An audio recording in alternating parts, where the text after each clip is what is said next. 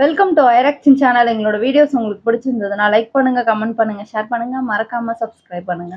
Okay, இப்போ என்ன video பார்க்க போறோம்? சாஃபி ஜோன் உங்க சேனல் தான் பார்க்க போறோம். ரீசெண்டா போட்ட வீடியோ தான் பார்க்க போறோம். பார்க்கலாமா? Hello my dear zone mates, welcome to Safi zone. நான் உங்க ஷாஃபி அண்ட் இன்னைக்கு நம்ம பார்க்க போறது ரீசன்ட் மீம்ஸ் கொடுமைகள். அதுக்கு ரீல்ஸ் பண்றாரா? அந்த பாட்டுக்கா நான் பார்த்தேன்.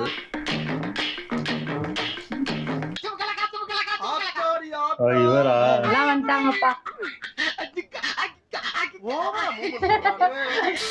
வழக்கம் போல நம்ம இன்ஸ்டாகிராம் அப்படியே ஸ்க்ரோல் பண்ணிட்டு இருக்கும்போது நம்ம கண்ணில் பட்ட சில அமானுஷ்யமான, சில இன்ட்ரெஸ்டிங்கான, ஃபன்னியான மீம்ஸ் அண்ட் ரீல்ஸை தான் உங்களுக்காக வடிகட்டி எடுத்து வந்திருக்கேன். ஸ்டார்ட் பண்ணிடுவோமா? என்னப்பா ரெடியா? ரெக்கார்ட் பண்ணிக்க. எல்லாமே ஒரு டேக் தான். ஏன்னா எனக்கு டைம் கிடையாது. நம்மளுக்கு வேலை பார்த்தா தான் சாப்பிடுறீங்க. அப்படியே ஒரே டேக்ல. ஆமா சார். சரி, சும்மா ஒரு அது மட்டும் பண்ணிட்டு திருவிழா மட்டும் பண்ணிக்க. பண்ணி காட்டவா உங்களுக்கு? என்னது? நடிச்சுக்காமீங்க பார்க்கலாம். நானே பயப்படணும். தனுஷ் வந்துதான். ஒரே டேக்ல எடுக்கிறாரு. நடிச்சு நார்மல் ஆயிட்டாப்ல. இல்ல இந்த எமோஷனலான சீன் எல்லாம் பெர்ஃபார்ம் பண்ணும்போது நம்மளும் சேர்ந்து மனுஷன் என்னமா ஃபீல் பண்றாப்ல அப்படின்னு நம்ம ஃபீல் பண்ணா பரவாயில்ல. ஆனா இந்த ஆள் நடிக்கிறத பார்த்தா நம்மளுக்கு குபீர்னு சிரிப்பெல்லாம் வருது. என்ன பேசிட்டு இருக்கும்போது பிபி ஊதுற? இதுலயும் அந்த ஆள் ஃபீல் பண்றத பாருங்களேன்.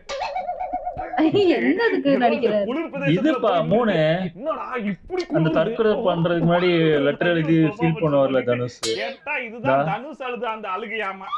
அதுதான் சொல்லு. அந்த சீனை தான் இதோட இல்ல, இன்னும் பல அட்டூழியங்கள் எல்லாம் பண்ணி வச்சிருக்காப்ல அந்த இன்டர்வியூல. காட்டுறேன் வாங்க. பண்ண கமாண்ட் சார். சிவாஜியோட உயிரை உங்க உடம்புல அடைச்சு வச்ச மாதிரி இருக்கு. விதிய பாத்தியா எப்படி விளையாடுது? அந்த 3 படம் தனுஷ் ஃபிலிம்லாம் பண்ணேன் இல்லையா? ஐயோ மீண்டும் மீண்டும் எடுத்துட்டு வந்துடுறாப்ல. எனக்கு தெரிஞ்சு இதுதான் அவருடைய ட்ரேட்மார்க் ரியாக்ஷன் போல இருக்கு. சார் உங்களுக்கு பெஸ்ட் ஆக்டிங் அது ஒண்ணுதான் பண்றாரு போல இருக்கு. இத தவிர்த்து வேற ஏதாச்சும் அதை வந்து பார்த்துட்டு நிறைய பேர் சார் அப்படியே சிவாஜியோட இது பவர் உங்க கண்ணுல தெரியுது.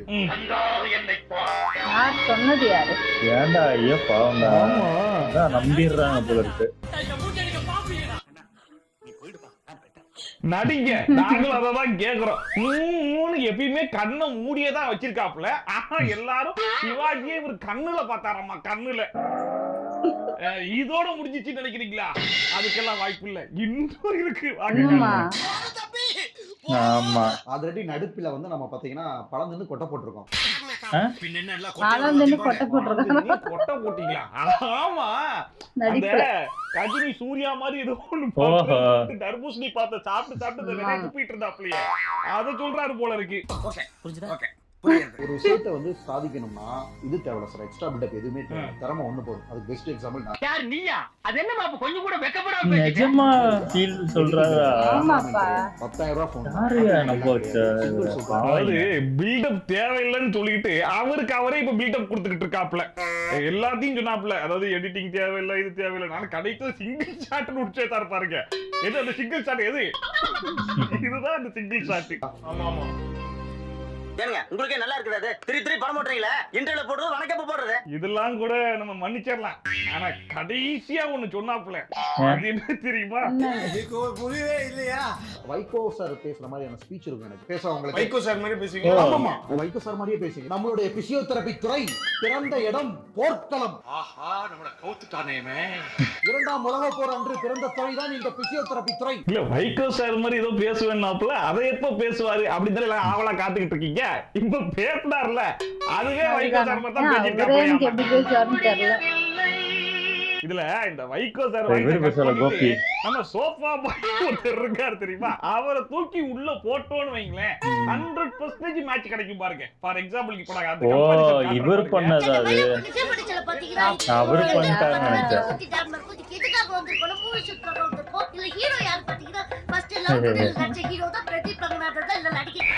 எப்படி 10 பொருத்தமும் பக்காவா இருக்கா? எங்க 2 பேருக்கும் 10 பொருத்தமும் பச்சக்குன்னு பொருந்தி. ஆனா இப்படி பேசிட்டு கடைசில இந்த பேச்சு எப்படி இருக்குன்னு திரும்ப சொல்றாரு. ஸ்பீச் எல்லாம் வந்து பாத்தீங்கன்னா ஒரு அண்ணா பறக்க இருக்கும் சார். இந்த ஜோக்கு வேணாம் தான் யோசிச்சேன். இந்த பேச்சு தான் அனல் பறக்க இருந்த பேச்சாம. ஆனா சும்மா சொல்லக்கூடாது, அப்பப்ப இன்ஸ்டாகிராம்ல இந்த மாதிரி ஆட்கள்லாம் புதுசா முளைச்சு நமக்கு கண்டென்ட் கொடுக்கறதுக்காகவே வந்துடுறாங்க. அவன் எடுக்கிற முடிவெல்லாம் நமக்கு சாதகமா தான் இருக்கு. ஆனா இந்த மாதிரி புது புது ஆட்கள் வந்தாலும் அன்றும் இன்றும் என்றும் நமக்காக கண்டென்ட் கொடுத்துட்டு இருக்கிற அந்த ஒரே ஒரு ஆள் யார் தெரியுமா? அமலா சஜா. அதான் அட பாவிகளா. ஆச்சாண்டா. அந்த ஆஷ்மிகா அப்படி ஆடினாங்க. எப்படி எவ்வளவு அழகா மொட்டை மாடி வெயில்ல தாவணியை காய வச்சுட்டு இருக்காங்க பாத்தீங்களா? பட் இதுக்கு பின்னாடி ஒரு மியூசிக்க போட்டு விட்டோன்னு வைங்களேன், அதுதான் இவங்களுடைய ரீல்ஸே. இல்ல புரியல. நம்பலையா? இப்ப பாருங்க பாத்தீங்களா? பட் இதுக்கு நம்மளுடைய அமலா சாஜி ஃபேன்ஸ்னு சில பேர் இருப்பாங்க இல்லையா? சரி அவங்க ஃபேன்ஸ் சொல்லக்கூடாது, வெறியர்கள். அந்த வெறியர்கள் அந்த கமெண்ட் செக்ஷன்ல போய் எப்படி தெரியுமா குமிவாங்க? சும்மா சொல்லக்கூடாதுங்க. கியூட்டுங்க. ஸ்வீட். அந்த பல்ல. இப்படிப்பட்ட ஆட்கள் இருக்கிற வரைக்கும் நம்ம அக்கா ரீல்ஸ் போறத நிப்பாட்டவே நிப்பாட்டாதடா. அண்ட் நம்ம ஸ்டார்டிங்ல பார்த்தோம் இல்லையா ஒரு டாக்டர் சார், அவருக்கே டப் கொடுக்கிறதுக்காக சில புது வரவுகளும் வந்திருக்காங்க. அவர் டாக்டராம்பா. பவர் ஸ்டார் மாதிரியோ? கோச்சிங் டாக்டராம்பா. பவர் ஸ்டார்ன்ற டாக்டர் தானே. தலைவன் ஆடு மாதிரி துடிச்சிட்டு இருக்கான். என்ன பண்ற? பறக்கனா? இல்ல தெரியல. ஐயோ பாவம், அவனே ஒயின் ஷாப்ப டைமுக்கு திறக்கலன்னு போயிட்டு சட்டரை போய் தட்டிக்கிட்டு கிடக்குறான். அதுக்கு போய் இந்த மியூசிக்க போட்டு வச்சிருக்கீங்க. செட் ஆகாது. நீ மியூசிக்க மாத்து, அப்பதான் பக்காவா மேட்ச் ஆகும். ஓ, அந்த கடையை திறக்கல அப்படின்ற மாதிரி இருக்கு. அவர் என்ன பண்றாரு என்ன பண்றாருன்னு தெரியல.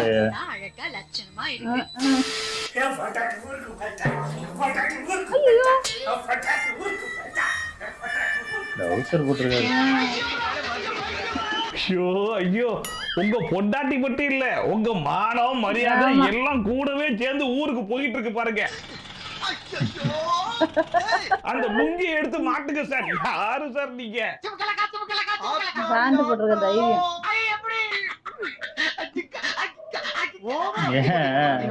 எனக்கு என்ன டவுட்னா, இவர் உண்மையிலே ரீல்ஸ் தான் பண்றாரா இல்ல பொண்டாட்டி ஊருக்கு போயிட்டா அப்படிங்கிற விஷயத்த வேற யாருக்கோ மறைமுகமா இன்ஃபார்ம் பண்றாரா அப்படிங்கறதே எனக்கு ஒரு பெரிய டவுட்டா இருக்கு. இப்போ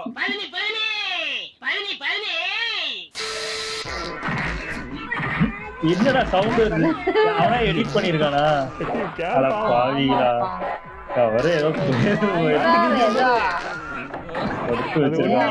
அவர் காலையில எந்திரிச்சு நியூஸ் பேப்பர் படிச்சு பார்த்தாப்புல வரல, டீய குடிச்சு பார்த்தாப்புல வரல, முக்கியம் பார்த்தாப்புல வரல. அதனாலதான் இப்படி அங்கிட்டு இங்கிட்டு ஓடி காலு கையெல்லாம் தூக்கி பார்ப்போம், ஒருவேளை வந்தா போயிடலான்னு முயற்சி பண்ணிட்டு இருக்காரு போல இருக்கு. ஐயோ இந்த சொன்ன இந்த ஏரியா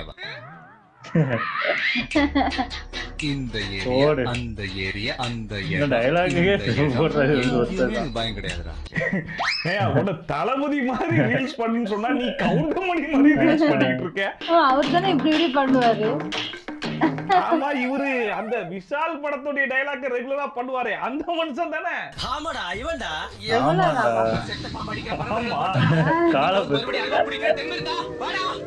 விஷால கரெக்டா பண்றாரு. நான் கூட விஷால் டயலாக் பேசுறதுக்காக தான் விஷால் மேனரிசம்காக காலை அப்படி வச்சிருக்காரு போல இருக்கு. அப்படி இவ்வளவு எல்லாத்துலயும் அப்படிதான் இருக்கு. அப்படியா? எல்லா ரீல்ஸ்லயும் இவர் காலை அப்படிதான் வச்சிருக்காரு எல்லாத்துலயுமே தெரியுது. இப்பதான் புரியுதா? நான் இதை நோட் பண்ணல. விஷால் ஃபேன் அவரு. ஐயோ, அனியனா ஆயிடுவாரா? ஓஹோ, அதேதான்ப்பா. பயமா இருக்கு. எப்படி அந்த மியூசிக் தெரியாதா? இது அண்ணியனாமா? அது ஒரு மாற்றமும் இல்ல. அப்படிதான் இருக்கு. நாக்கே அது உதடு இல்லைங்க, நாக்கு தள்ளி இருக்கு. அண்ணியனாமா பயப்படுத்துருவேன் அண்ணிய அப்படின்ட்டு இருக்காப்புல. இதெல்லாம் மட்டும் அம்பி பார்த்தா என்ன தெரியுமா ஆகும்? டேய் மச்சான், உன் சித்தப்பாவை சும்மா இருக்க சொல்லுடா. நான் வந்து ஜாலியா இருப்பேன், எல்லாத்தையும் அன்பா இருப்பேன். ஆனா எனக்கு பிடிச்சவங்க ஒருத்தவங்க இருக்காங்க. டேய் தகப்பா, இது நியாயமா? உனக்கு அடுக்குமாடா. கண்டிப்பா ஒரு நாள் அது எப்படி போட்டுக்கான பேரு. எழுந்திரீங்க. விட்டுட்டியா? எனக்கு ஏதாச்சும் ஒரு மெசேஜ் விடுவாங்களான்னு தெரியாது. கண்டிப்பா விடுவாங்க நம்புறேன். விடுவாங்களா? ஆல் தி பெஸ்டா. யாருக்கு ஆல் தி பெஸ்ட்? அதாவது ஒரு மெசேஜ் அனுப்ப போறவங்களுக்கு ஆல் தி பெஸ்ட் சொல்றது போல இருக்கு. இன்னுமா வெயிட் பண்ணிட்டு இருக்கீங்க? காத்திருந்து காத்திருந்து காலங்கள் போகுதடி. இன்னுமா வருவாங்க, இன்னுமா மெசேஜ் அனுப்புவாங்க. கிழிஞ்சது போ. ஆனா சும்மா சொல்லக்கூடாதுங்க. இப்பதான் ஒரு நியூஸ் பார்த்தேன். சைனால 80 வயசு ஸ்டார்ட் ஆகி இப்பதான் கல்யாணம் ஆயிருக்கு. சைனால ஒரு 23 வயசு பொண்ணு அப்பா அம்மாவோட எதிர்ப்பை மீறி திருமணம் பண்ணிக்கிறாங்க. ஏன் அப்பா அம்மா எடுத்தாங்கன்னா அந்த மாப்பிள்ளைக்கு 80 வயசு. அப்படி பார்க்கும்போது உங்களுக்கு இன்னும் வயசு இருக்கு. நீங்க பொறுமையாவே வெயிட் பண்ணலாம். அந்த மெசேஜ் வர வரைக்கும் வெயிட் பண்ணுங்க. அந்த மெசேஜ் அனுப்புறவங்களுக்கு ஆல் தி பெஸ்ட். ரொம்ப தேங்க்ஸ் மாப்ள. உங்கள் காதலி மனது விட்டு அழுது உங்களிடம் பேசணும். ஓகே. இதுக்கு எங்க இடம் இருக்குன்னு கேக்குறாங்க. சார் நீங்க கேட்டீங்க இந்த மட்டும் காதலுக்கான இடம்னு. காதலுக்காக ஷாஜகான் கட்டி வச்சிருக்காருல தாஜ்மஹால், அங்க போய் லவ் பண்ண சொல்லுங்க சார். கல்ல போட்டாங்க. டேய் போய் அங்க போய் லவ் பண்ண சொல்லுங்க சார். ஒரு கல்ல தேடுறாப்ல. அப்ப கூட அங்க போய் லவ் பண்ணுங்க சார் அப்படின்னு சொல்லிட்டு மறுபடியும் சொல்றான் அவன். அவ்வளவு வெறி மாப்ள. அவர் சொன்ன இடம் எந்த இடம், நீ சொல்ற இடம் எந்த இடம் உனக்கு புரியுதா இல்லையா? அவர் சொல்றது மனசு விட்டு பேசுறதுக்கு ஏதாச்சும் ஒரு இடம் கொடுத்தீங்களாயா அப்படின்னு அந்த இடத்தை கேட்டா இவர் தாஜ்மஹால்ல இடம் இருக்குல்ல அங்க போய் எவன்டா அவ்வளவு தூரம் போவான்? சம்பந்தம் இல்லாம பேசாதீங்களே சாமி. ஐயோ ஐயோ இவனெல்லாம் வச்சு ஷோ பண்ணா நான் என்னடா பண்றதுன்னு கோபி அண்ணன் அன்னைக்கு மண்டையை போட்டு சொரிஞ்சிருப்பாரோ என்னவோ தெரியல.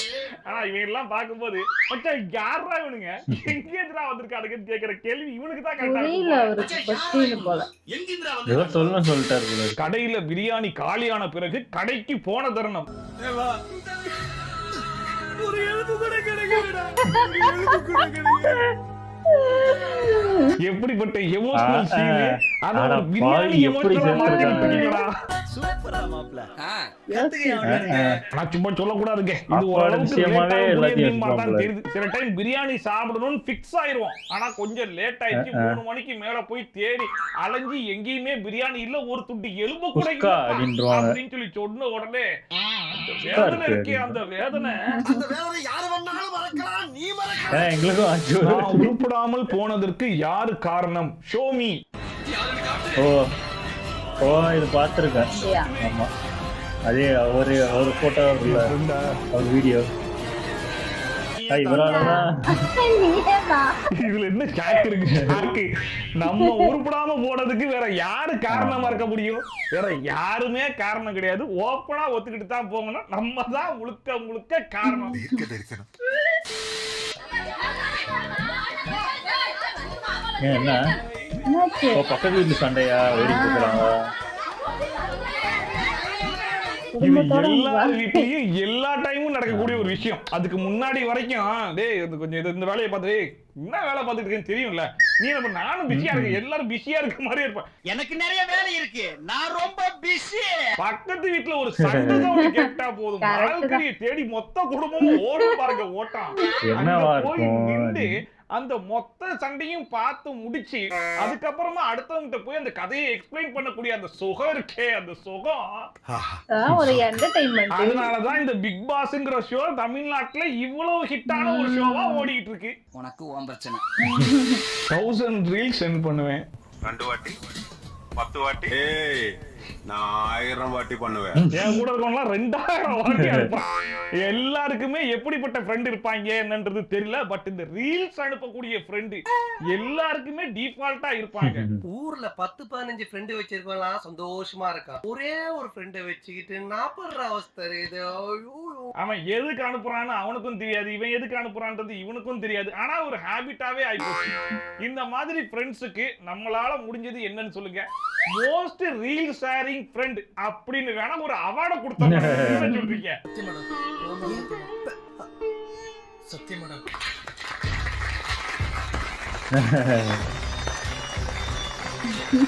எக்ஸலென்ட் மாப்ள, எக்ஸலென்ட். என்ன ஒரு பெருமைப்படுது. ஒரு நாளைக்கு 1000 ரீல் ஐயோ கண்ணெல்லாம் கலங்குது. ஐயோ என் ஃப்ரெண்ட் அவார்டு வாங்கிட்டா. சோ இப்படிப்பட்ட ஃப்ரெண்ட் உங்களுக்கும் இருந்தானா அவனுக்கு இதை அமுச்சு விட்டு மச்சான் மோஸ்ட் ரீலிங் ஷேர் அவார்டுன்னு ஒண்ணு கிடைச்சா அது உனக்கு தாண்டா அப்படின்னு சொல்லி விட்டுருங்க. ஸோ அவ்வளோதான் இன்னைக்கு வீடியோ. இன்னைக்கு இந்த வீடியோ பார்த்து கொஞ்சம் என்ஜாய் பண்ணியிருப்பீங்க நம்புறேன். ஒருவேளை நீங்க என்ஜாய் பண்ணிட்டீங்கன்னா மறக்காம அது கமெண்ட் செக்ஷன்ல சொல்லுங்க. அண்ட் இதே மாதிரி ட்ரோல்ஸ் அண்ட் ரிவ்யூஸ்லாம் நீங்க கண்டினியூஸா பார்த்துச்சுன்னா மறக்காம சப்ஸ்கிரைப் பண்ணிட்டு பக்கத்துல இருக்க பெல்லைக்கான டானு தட்டி விட்டீங்கன்னு வைங்களேன், நான் போடுற வீடியோட நோட்டிஃபிகேஷன்லாம் டான் வந்து சேர்ந்துடும். ஸோ மீண்டும் இதே மாதிரி சூப்பரான வீடியோட சூப்பரான ரிவ்யூவோட சூப்பரான ட்ரோலோட உங்களை வந்து சந்திக்கிறேன். And that's by from Shafi. Tata bye and take care. இப்போ நல்லா இருந்துச்சு. ஆனா என்னதான் இருந்தாலும் ரீல்ஸ்னாலே அமலா சர்ஜி ட்ரோல் பண்ணாம யாரும் இருக்க மாட்டாங்க. அந்த பொண்ணதான் முடிச்சு இழுக்கிறீங்க. அது அதாவது அந்த 1-2 பாட்டு ஏதோ நல்லா ஆடிடுச்சு, அதனால அதை ஓட்டாம இருந்தாங்க.